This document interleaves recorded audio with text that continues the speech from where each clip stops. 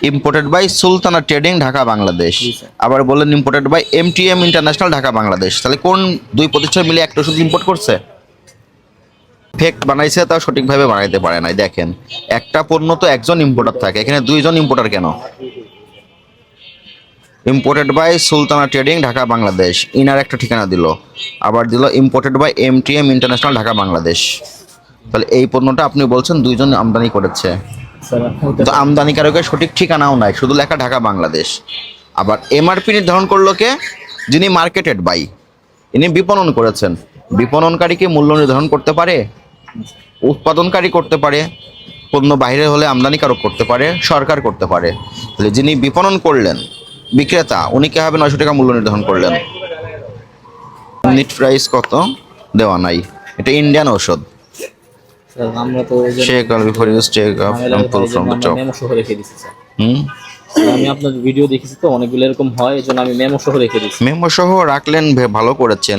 তো ওষুধটা তো একটু আপনারা যখন রাখবেন, বিক্রি করবেন, আপনাদের একটু দায়িত্ব আছে না চেক স্যার, করে এখানে দেখার। আশেপাশের আমাদের খিদমা হসপিটালের ডাক্তাররা প্রেসক্রিপশন করে। প্রেসক্রিপশন করে ঠিক আছে, কিন্তু আপনি ওষুধটা যখন রেখেছেন, প্রেসক্রিপশনের বেসে এটা এটার ইম্পোর্টার আসলে কে? আর এমআরপিটা তো ইম্পোর্টার দিবে। ইম্পোর্টার দুজন থাকে একটা পণ্যের, দুজন মিলে একটা যৌথভাবে ইম্পোর্ট করেছে। এটাও ইন্ডিয়ান, এটাও মার্কেটেড বাই জেআর কর্পোরেশন। ওনারা মূল্য দিয়েছেন 600 টাকা। মার্কেটিং এর প্রতিষ্ঠান তো এমআরপি নির্ধারণ করতে পারবে না, উনি করছে, আপনি এই মূল্যে বিক্রি করছেন, এটা অবৈধ প্রক্রিয়া হচ্ছে। বুঝতে পেরেছেন? জানা নাই। এটা আমি জানি যে মেমো রাখলে পারে, জন্য আমি এটা, আর যেহেতু প্রেসক্রিপশন আসে সেই ইয়াতে রাখা। সুলতানা ট্রেডিং ঢাকা বাংলাদেশ, এটা ফেক, ফেক ওষুধ। এগুলো সঠিক তথ্য সংগ্রহ করবেন, ডকুমেন্ট সাবমিট করতে হবে। এগুলো একই। স্যার এই সবগুলো এই যে এই কোম্পানির। ওনাকে ফোন করেন, একটু কথা বলে দেখি। এই যে ইন্ডিয়ান লোগো দেওয়া ফাঁসাই, এগুলো সবই ইম্পোর্টেড ওষুধ বলে বিক্রি করছেন। এগুলো কি মিটফোর্ড থেকে কিনা? না স্যার, এই যে আমাদের এই যে তো ওনাকে ফোন করেন, একটু কথা বলি, উনি কি মিটফোর্ড থেকে কিনেছে কিনা। ইন্ডিয়ান ওষুধ এগুলো। হ্যাঁ, ব্যবহার করার জন্য এসেছে। তো ওষুধের সঙ্গে না, আপনি না, এই স্যার, এটা ইয়ে হচ্ছে রাখছেন কেন? চায়না রেড গ্লু আমাদের গাম, এখানে মামা তেলাপোকা শক্তিশালী মামা- আঠা, এটা কি ওষুধের সঙ্গে রাখতে হয়? না না স্যার, এটা হচ্ছে আমাদের ইয়ার দয়ের, তো এই জন্য একই ডয়ে রাখছেন। মামা ওই যে ভোক্তা দপ্তর। ভোক্তা অধিদপ্তর উল্লেখ আসছে, এখন আপনার প্রোডাক্টগুলো কোথা থেকে ইম্পোর্টেড, এগুলো ওনারা একটু জানতে চাচ্ছে আর কি। দেন আমি একটু কথা বলি, বলেন। আচ্ছা, আপনি একটু কথা বলেন না। লাউড দেন। হ্যালো, আসসালামু আলাইকুম। যে আমি জাতীয় ভোক্তা অধিকার অধিদপ্তর থেকে বলছিলাম, অ্যাসিস্ট্যান্ট ডাইরেক্টর আব্দুল সালাম। আপনারা এনাদের এখানে কিছু ওষুধ সরবরাহ করেছেন, আপনারা কি ইম্পোর্টার না বিপণনকারী? আপনি থার্ড পার্টি। তাহলে আপনি থার্ড পার্টি হয়ে আপনি কিভাবে মূল্য নির্ধারণ করলেন? না, এখানে তো লেখা আছে marketed by Z R corporation Dhaka 1209, MRP 800 টাকা। এই এমআরপি কি নির্ধারণ আপনি করতে পারেন আইনগতভাবে? এটা তো আমদানিকারক করবে। তাহলে আপনি যদি না পারেন, আপনি জানেন, তারপর আপনি কেন এমআরপি দিলেন? এটা দেবে ইম্পোর্টেড বাই সুলতানা ট্রেডিং, ওরা দিবে। আর একটা ইস্যু আছে, আপনার এই মেডিসিনটা ফ্লোরা জেড, দুইজন ইম্পোর্টারের নাম ঠিকানা দেওয়া, এটা একটু বিষয়টা ক্লিয়ার করবেন। হুম, দুইজন মিলে একটা ওষুধ ইম্পোর্ট করে? তাহলে একটা ওষুধের প্যাকেজিং, এখানে দুইটা ইম্পোর্টারের ঠিকানা দেওয়া কেন? আপনি ডকুমেন্টস ওনাদের সঙ্গে ডকুমেন্ট সহকারে ডকুমেন্ট সাবমিট করবেন, এটারও তদন্তের বিষয়, ঠিক আছে? আর আপনার এখানে যেটা অবৈধ প্রক্রিয়া আপনি এমআরপি নির্ধারণ করেছেন, এটা আপনার অপরাধ হয়েছে, এবং আপনার অপরাধে দোকানদারও সহযোগিতা করেছে বিক্রয় করে। ঠিক আছে, বুঝতে তো পারলেন?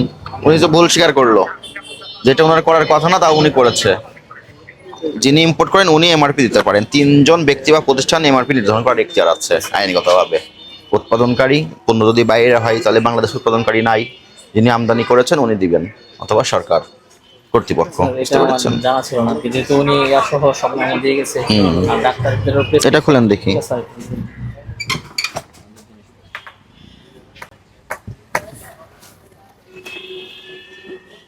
এটা এখানে রাখছেন কেন? এটা এখানে রাখছি, এখানে লেখা আছে তো আলাদা করে রাখছি। কি লেখা আছে? আলাদা কোথায় রাখলেন? না, এটা কি আপনি আলাদা করে রাখলেন? মানে আমি এখানে ছিল তো এখানে রাখছি, আমাদের অলরেডি আমি বাসাই মানে জানুয়ারি মাস যেহেতু আমি তো বাছাই করলে আপনি এখানে কেন রাখবেন? আপনার রাখার জন্য আলাদা বাস্কেট আছে না, ওখানে রাখবেন। মানে এই কিছুক্ষণ আগে তো ডিসেম্বরে মেয়াদ শেষ হয়ে গেছে, তাহলে ডিসেম্বরে মেয়াদ শেষ হয়ে গেছে, বাছাই করে ড্রয়ারে রাখেন। না আচ্ছা, দেখি কোনো ভালো ওষুধ এখানে আছে কিনা। না, এটা আমাদের ওষুধের ড্রয়ার না, মানে এগুলো হচ্ছে আমাদের জিনিস। তো এইগুলো আলাদা রাখবেন না? মেয়াদ উত্তীর্ণ ওষুধ এখানে রাখতে হয় বলেন? এখানে আপনার অন্যান্য জিনিস শুধু রাখছেন, বন্ধ করেন। এটা খুলেন দেখি, এটা উপরেরটা খুলেন। হচ্ছে আমাদের খাওয়ানো, আমার বাবা এখানে বসে আচ্ছা আচ্ছা আচ্ছা, প্রেসক্রিপশন আছে না? না, এটা খালি বক্স। ঠিক আছে, ওই স্টিকার লাগিয়ে রাখবেন আপনার যেগুলো নিজেদের ব্যবহারের, ঠিক আছে? এগুলো শুধু ঢাকা বাংলাদেশ লেখা থাকবে, এগুলো মানহীন পণ্য, নিম্নমানের পণ্য। এই সমস্ত মানহীন নিম্নমানের পণ্যই সঠিক রিপোর্ট আসবে না। এটা দিয়ে কি করে? থার্মোমিটার। থার্মোমিটার শরীরের তাপমাত্রা পরিমাপ করে। যদি মেশিনটায় যদি নকল হয়, রেজাল্ট কি আসবে সঠিক বলেন? ঠিকানা দেখে কিনবেন। ঢাকা বাংলাদেশ ঠিকানা ব্যবহার করছে কেন তারা? তার মানে এই পণ্যটা সঠিক সঠিক না, ঠিক আছে স্যার, এটা নিম্নমানের পণ্য। এই জানি না, আমার কাছে মেমো আছে, মেমো সহ এগুলো আমরা রাখি। নিউজের কাজে ভয়েস দিবেন? ঠিক আছে।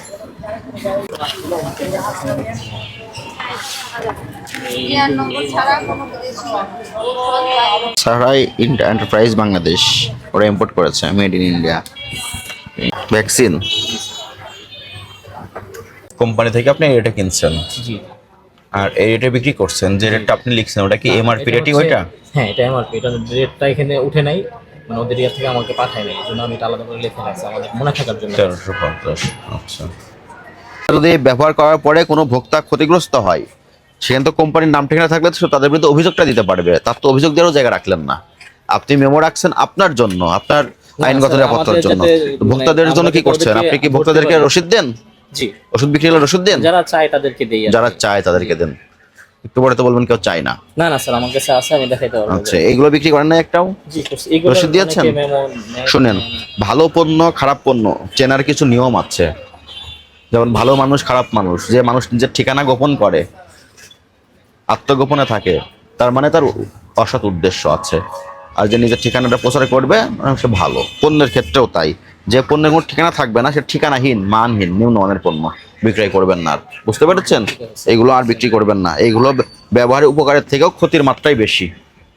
যেহেতু সংগঠন হয়েছে আপনার এখানে, সংগঠিত হয়েছে, অপরাধ পাওয়া গেছে, আপনি অপরাধ তো স্বীকারও করছেন।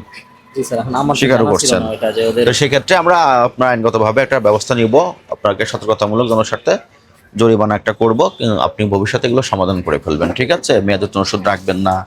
বাইরের যে ওষুধগুলো, ইম্পোর্টারের তথ্যগুলো গরমিল, পাজেল, ওটা আমার জানা ছিল ওটা না, স্যার। জানতে হবে। না, ওনারা আমাদেরকে মেমো আপনার দিয়ে গেছে, আমরা এই জন্য যখন মেমো রেখে আপনি দিয়েছি। প্রাপ্তবয়স্ক, আপনি আমি যারাই হব, আমাদের নিজ দায়িত্বে সংশ্লিষ্ট আইনগুলো জানতে হবে। আপনার ব্যবসা রিলেটেড যে আইন আপনার জন্য প্রয়োজন, সেগুলো আপনাকে জানতে হবে। জানেন না বলে অপরাধ হয়ে যাবে, এটা কোনো আইনে প্রতিকার নেই আসলে, ঠিক আছে? তো আপনি অপরাধ স্বীকার করেছেন, তার মানে আপনার সংশোধন হওয়ার ইচ্ছা আছে। আপনাকে আজকে আমরা সতর্কতামূলক 10,000 টাকা আর্থিক জরিমানা করলাম, এবং ভবিষ্যতে এ ধরনের অপরাধ থেকে নিবৃত্ত থাকতে হবে, ঠিক আছে?